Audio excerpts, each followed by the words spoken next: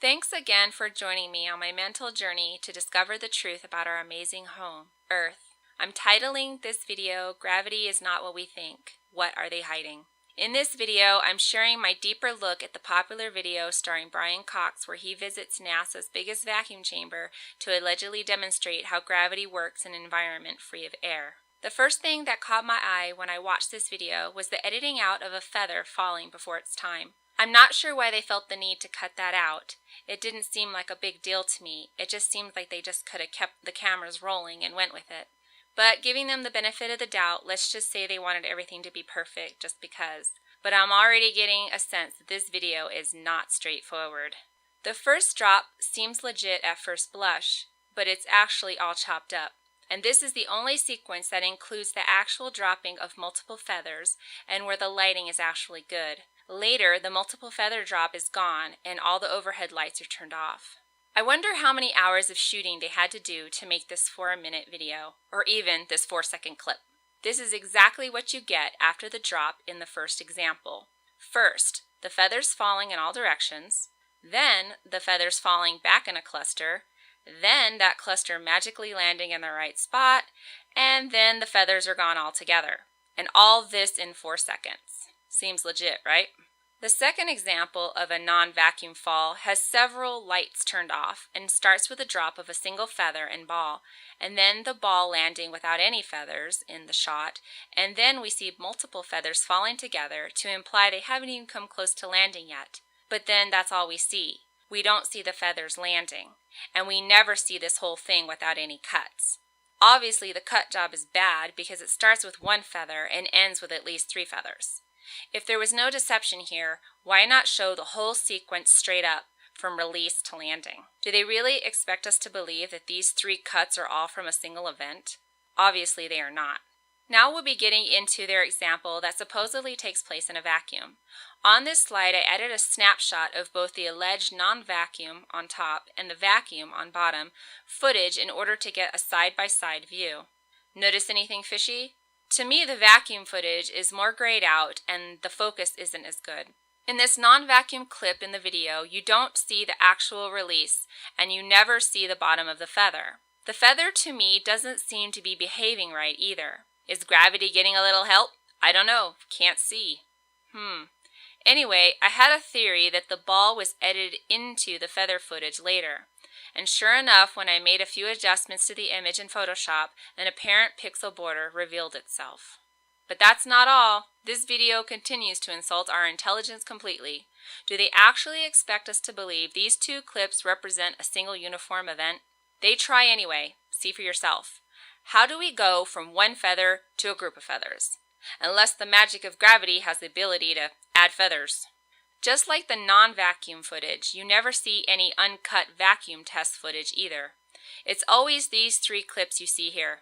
You start with 1 feather, as we discussed, then it cuts to some blurry long-range shot of the feather cluster and then the ball group falling together, and then they cut again to the landing perfectly on the box. If they want close-ups and whatnot, that's fine, but at least 1 real-time continuous shot of the whole event from beginning to end should have been included. What do they've got to hide, right? And I'm not in a vacuum expert, but the feathers not tipping at least a little bit due to their variance and weight balance seems very odd to me. And don't things expand in a vacuum too? Just saying. I noticed as I watched the blurry, overexposed, long-range shot that the background around the falling bundle seemed to be getting smudgy, and you can see that for yourself. I thought this could use a Photoshop test. With just a few minor adjustments, I got this image here. It looks to me like a cut and paste job. You can try this yourself and see what you think. Just try adjusting shadows or reducing contrast, and then bring up the color saturation all the way and see what you get. This shot here is the very last frame you'll get to see in this not at all straightforward and badly cropped footage. They totally leave us hanging. They never show the final landing after the bounce. Was there more than 1 bounce? Does the ball land in the same spot? Do the feathers stay afloat? Do the feathers drop fast again? I mean, come on! Okay, now I need to pick on all the drama from the video. I can't leave it out completely because it does constitute half of the 4-minute video after all. Is it just me, or are Brian and the NASA guy playing it up too much? Look at the guy at the terminal. He's like, "Oh, that's right, I'm supposed to be excited." Even if it wasn't all garbage, his reaction is at least more of what I would expect. A simple smile and a nod of approval is all you really need here. Or maybe this reaction shot was done while these guys were looking at the actual uncut and unedited footage, where cooler things might be happening, like feathers beating the ball to the ground or feathers exploding. You might be thinking, "Okay, Fran, this experiment has been done by others." Well, of course I had to check out the other footage. It wouldn't be fair to just examine the most popular and publicized video. The reason I said that maybe our actor crew was watching the feathers beat the ball to the ground was because that's exactly what I saw over and over again when I slowed down the other videos of this type of experiment. The other videos varied a lot in their presentation style, and some used tubes while others used a chamber. But in all the videos, lighter objects stay ahead of the heavier ones. This particular video was tricky to slow down because it all happens in the blink of an eye, but the feather clearly beats the ball. Again, the feather is actually ahead of the ball when you slow it down and pause. The image quality of this video isn't very good, but you can see that the feather is beating the ball on the first part of it where the whole apparatus is shown, but it's very blurry. So I didn't use that, though I didn't use those images. And I don't know why this bothers me so much, but I noticed the operator always keeps the tubes to a tilt for some reason. And in my humble opinion, these experiments fall short of proving much. The only thing they prove to me is that without air, feathers fall fast. But did we expect anything different?